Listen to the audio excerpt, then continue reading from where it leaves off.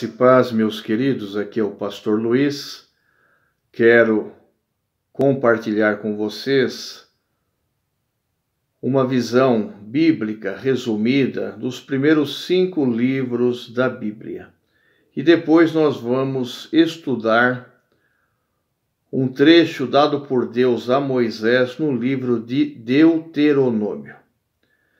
Sabemos que os 5 primeiros livros da Bíblia, no Antigo Testamento, foram escritos por Moisés. O livro de Gênesis, Êxodo, Levítico, Números e Deuteronômio.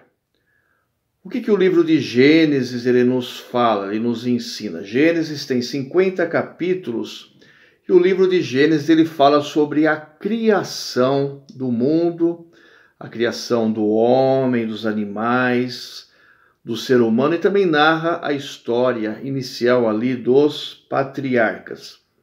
O segundo livro lá do Antigo Testamento, cuja autoria é dada também a Moisés, é o livro de Êxodo. Êxodo é a sequência do que aconteceu, do que ocorreu em Gênesis. Lá no capítulo 12 do livro de Gênesis, Deus escolheu Abrão, que depois se tornou Abraão, para ser o patriarca da fé israelita, o chefe de uma grande família, de uma grande nação. E o livro de Êxodo, ele narra a história de uma família. Qual a família? Os descendentes de Abraão, que se tornaram uma grande nação, fundamentada em uma promessa feita por Deus a Abraão, lá no livro de Gênesis, capítulo 12.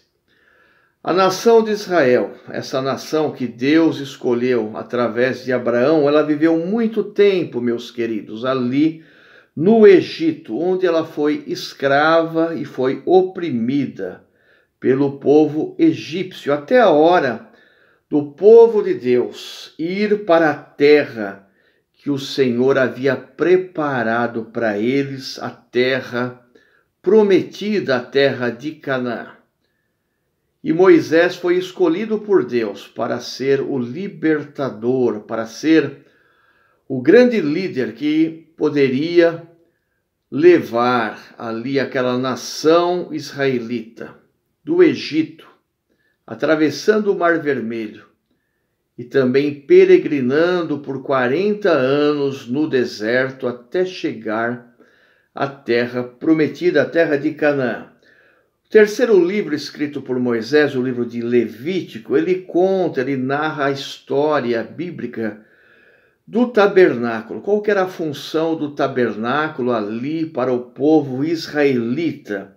E esse livro também de Levítico, ele conta um pouco da história das leis dadas por Deus a Moisés e como é que seria o processo a ser utilizado nos cultos. Esta é a visão do livro de Levítico.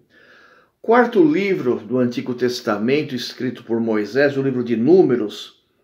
O livro de Números ele tem 36 capítulos e ele relata o período de 40 anos da peregrinação do povo de Deus, do povo de Israel, que ficou ali caminhando no deserto, liderados por Moisés até chegarem à fronteira, às portas da terra prometida, da terra de Canaã.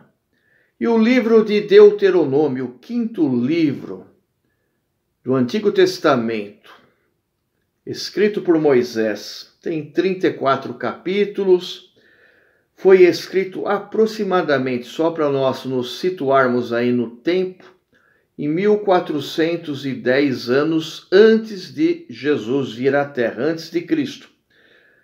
O que o livro de Deuteronômio ele nos fala? Deuteronômio é um livro escrito por Moisés em seus últimos meses de vida.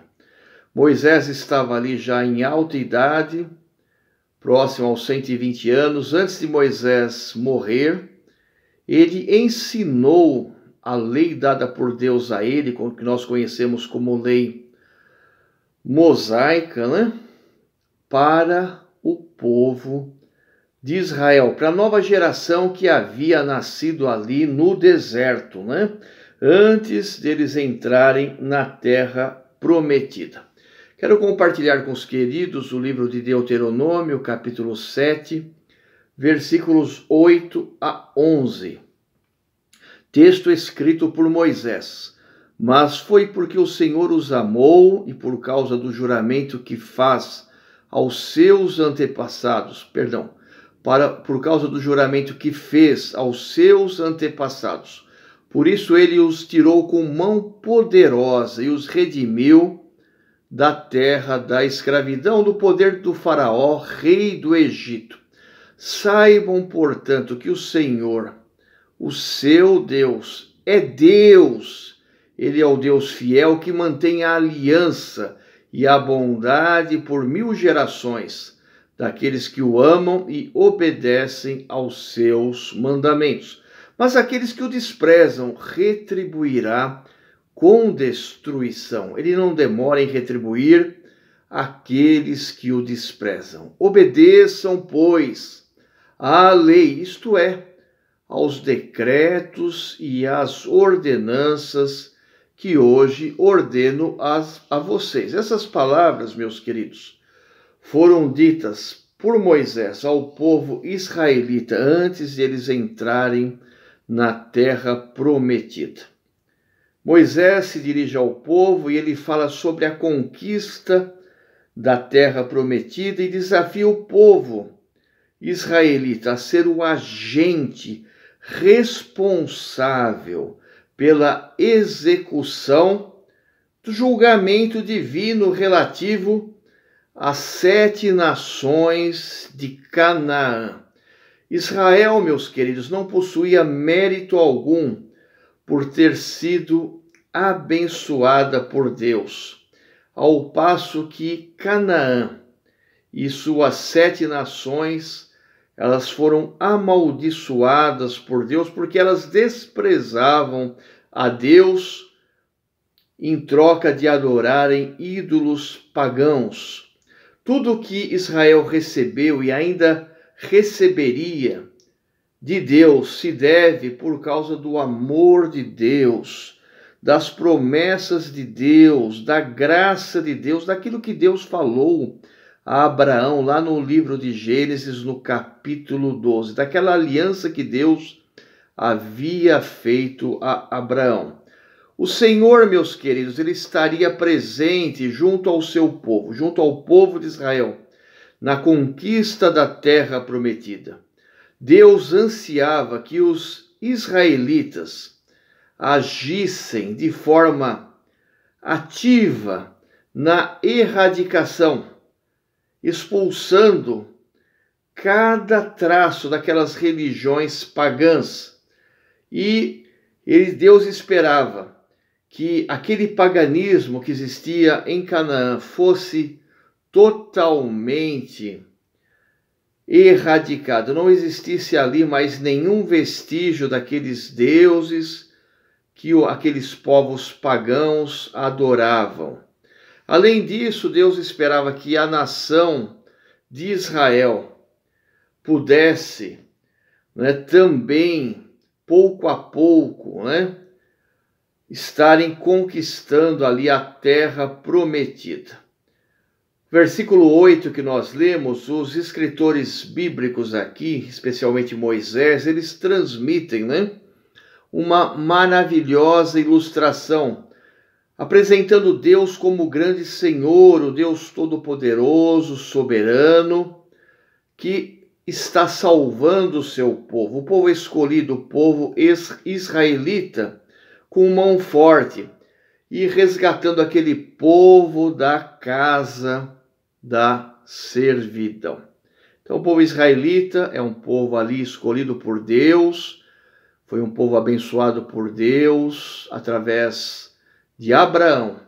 E Moisés, seguindo ali o que Deus tinha dado a ele, as leis, os 10 mandamentos, peregrinou com o povo de Israel, libertando eles do Egito e trazendo eles até a terra prometida, libertando Israel da casa da servidão, da escravidão do faraó. Hoje, meus queridos, em Jesus nós somos libertos da escravidão do pecado. Hoje nós somos a igreja de Deus. Nós somos escolhidos por Deus, assim como a nação israelita foi escolhida lá no passado por Deus através de Abraão. Nós hoje somos descendência de Abraão. Nós somos também o povo escolhido. Nós somos a Israel de Deus, a igreja de Deus, que também aqui no século 21 recebe as mesmas promessas dadas por Deus. Primeiro a Abraão e também a nós aqui que cremos em Jesus Cristo. Em Jesus Cristo nós somos libertos da escravidão do pecado e poderemos também viver esta existência obedecendo à voz de Deus através da Bíblia Sagrada.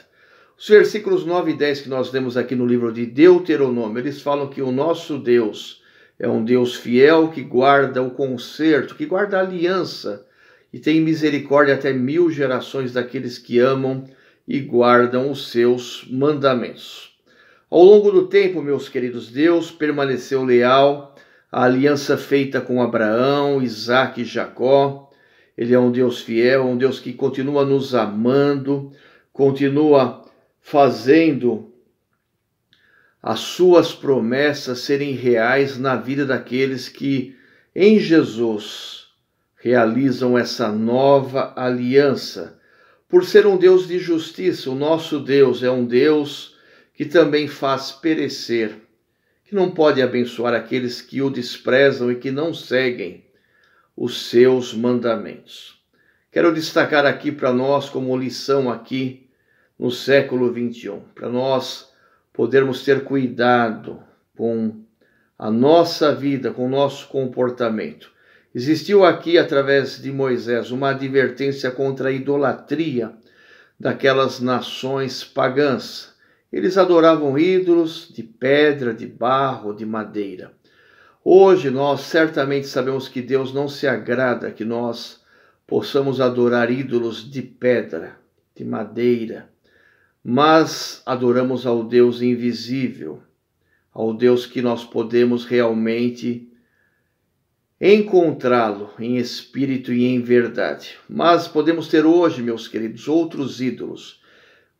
Tudo aquilo que nós colocamos entre nós e Deus, em primeiro lugar, se torna ídolo para nós. O dinheiro pode ser o nosso ídolo, a nossa carreira profissional e assim tudo aquilo que nós colocamos em prioridade em detrimento de amarmos a Deus sobre todas as coisas. A outra coisa que nós queremos destacar é que esse texto fala da obediência e da fidelidade à palavra de Deus. Assim como Moisés falou para aquele povo, para o povo israelita, serem obedientes à lei de Deus, hoje nós também temos a oportunidade de sermos fiéis à palavra de Deus. Temos hoje a palavra de Deus escrita como nosso guia. Podemos caminhar não mais para a terra prometida, mas a nossa conquista, a nossa caminhada é para a Jerusalém celestial. Estamos aqui na terra por um tempo determinado por Deus de passagem. Poderemos caminhar no século 21, abençoando pessoas e sendo abençoados por Deus, caminhando em direção a Jerusalém celestial. Que Deus nos ajude a caminharmos com Ele, obedecendo a sua palavra. Amém.